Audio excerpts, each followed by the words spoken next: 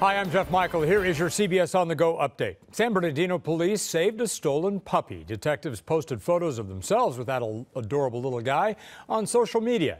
They said they got a report of a stolen dog. They were able to track it down, and they stopped it from being sold to somebody else. So he is now back home with his owners. Quite a smile.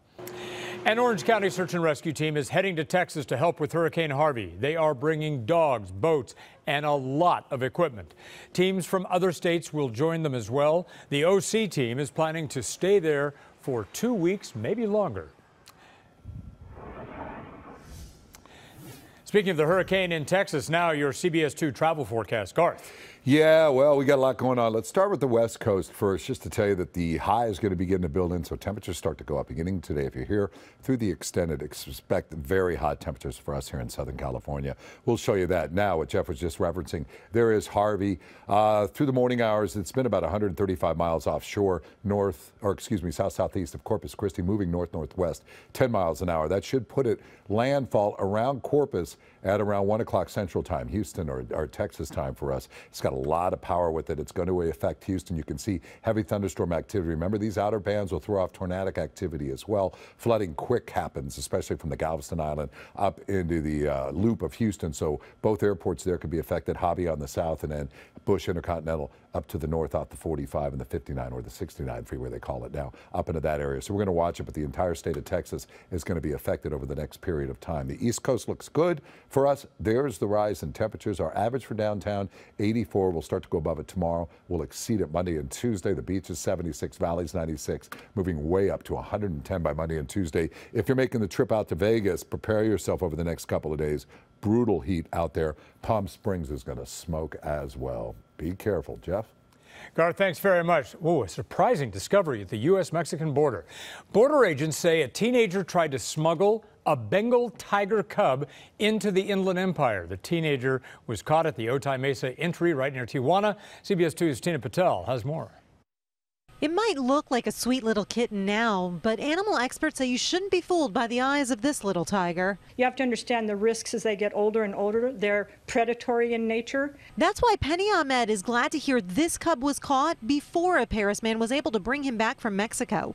Border Patrol says they stopped 18-year-old Luis Valencia because there was an issue with his vehicle identification number. And it's really in secondary where they started asking the questions and doing the checks where they said, I have a cat. Well, kind of was, but a much more interesting cat than normal. Valencia told investigators he paid $300 for the tiger after seeing it on the streets of Tijuana on Monday. But they say they found pictures of Valencia with the cub last week and paperwork that shows the tiger was flown from Mexico City to Tijuana. Valencia is now facing charges of smuggling and illegally importing wildlife. This is a protecting an endangered species issue. So I mean, as exciting and cute as this is, not something somebody should think about doing. Even in a rural community like Paris, where a lot of people have horses and farm animals. Well, I don't think people should own pet tigers. I mean, they're wild animals. They don't lose that. It's definitely not the same thing as a house cat because they're instinctively just different. Ours are domesticated and these aren't. For now, the cub has been sent to the San Diego Zoo Animal Park, where it may stay. The last tiger that was seized at the border is still there nearly 20 years later. In Paris, Tina Patel, CBS 2 News. Now your CBS On The Go sports. Rams has a new meaning. Respect, admiration, miles, system. Take it, coach. I'll see you in a second.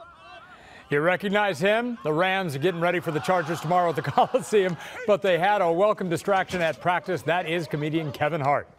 What about those skills, though? If I ever see him on Twitter talking stuff about a football player, he can't even catch a punt, so he definitely can't say anything else about a football player. Yeah, Todd, but can you crack a joke? All right, you can see the Rams and the Chargers right here on CBS 2. The Rams on 2 pregame show begins at 4:30. And that is your CBS On The Go update. I'm Jeff Michael. Remember, we're always on CBSLA.com, and be sure to watch us on CBS 2 News at 5, 6, and 11 p.m.